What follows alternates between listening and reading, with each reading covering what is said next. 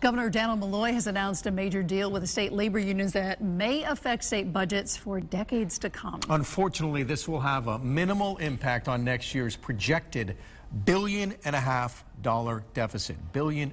Chief political correspondent Mark Davis broke this story on Twitter late this morning. He joins us live tonight with a breakdown of everything. Good evening, Mark. Hi, Scott and Ann. Good evening, everyone from the Hartford newsroom. And you're absolutely right. This does not help much with next year's deficit, but it should put future budgets in future years and make them more predictable. This is a long-term play for stability. That doesn't mitigate the fact that we have to have a balanced budget. The governor admitting today that what amounts to a refinancing of the state's long-term pension obligations will have very little impact on next year's deficit.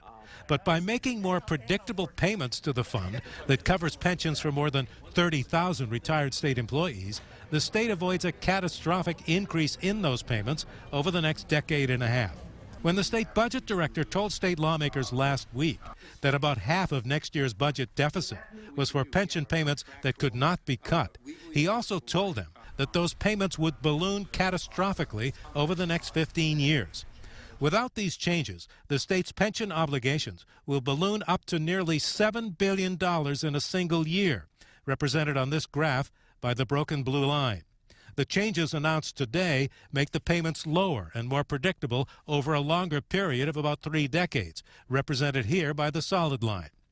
Malloy notes that the state's business community has been complaining loudly about addressing this pension obligation issue because they know it has been hanging over every state budget debate for the past few years. House Republican leader Themis Claridis praising the governor for bringing the state labor unions to the table on this, but unfortunately, it seems to be the same story but a different subject, where we make a little bit of progress, but it's nowhere near complete. Malloy says this is a step that will help governors and legislatures long after he's gone, and once again took a harsh shot at previous governors and previous legislatures.